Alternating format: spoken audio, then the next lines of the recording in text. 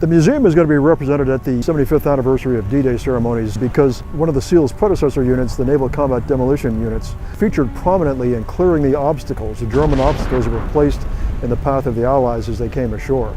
Probably the most important person who's going to be going on the SEAL side is Medal of Honor recipient Britt Slabinski.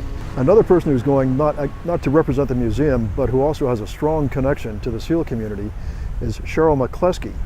Cheryl McCleskey lives in Virginia Beach. Her father, a man named Palacios, was an NCDU and lost an arm on the 6th of June 1944 on Omaha Beach.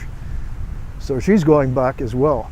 Our SEAL Museum group is going to have its own special historian, Joe Balkowski, and we're all required to read one of Joe's books before we leave. This is going to be a superb and interesting group, and it's going to have a good historical reach back because Britt's father was a frogman. Britt's been around for a long time, well over 30 years now. So Britt covers us up into the present. Cheryl's father, going back to 1944, has direct family linkage. I joined the SEALs, the Special Warfare, back in 1966, and I served until 96, and my son has been a SEAL from 2000 until the present.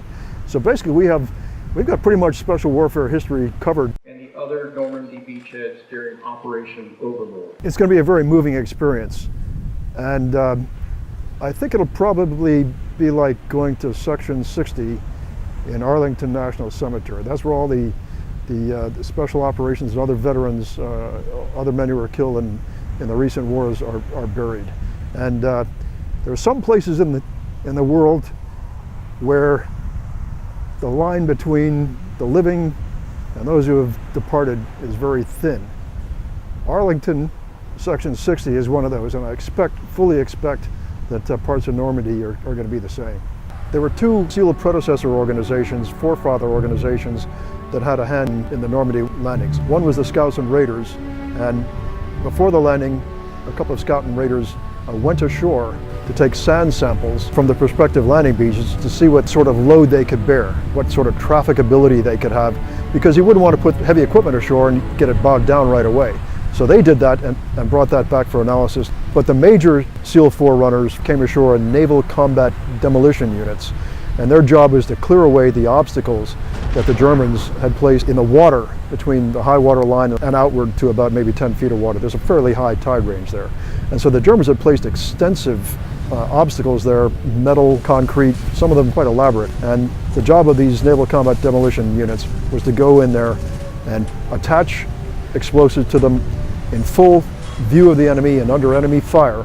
That's why 52% of them were casualties on Omaha Beach, and detonate the explosives so that the rest of the landing craft carrying the troops could come ashore. The NCDUs who came ashore in Normandy in 1944 probably had a knife and a pistol or maybe a submachine gun with them, if even that. Today's SEALs carry up anywhere from, I think a light combat load would probably be something like 60 pounds, and it may go up to twice that, with body armor, helmets, and whatnot.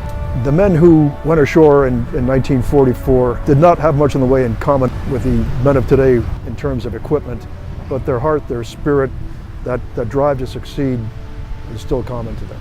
If somebody wants to learn more about what happened in Normandy in June 1944 and what the SEAL predecessors' role in it was, come to the SEAL Museum. There's a whole historically rich exhibit with lots of artifacts from the period and very clear and easy and yet detailed explanations of what happened. The museum spans the time from 1942 to the present, but the first place you'll see when you go to the museum is the World War II exhibit. You could spend a day there just looking at things.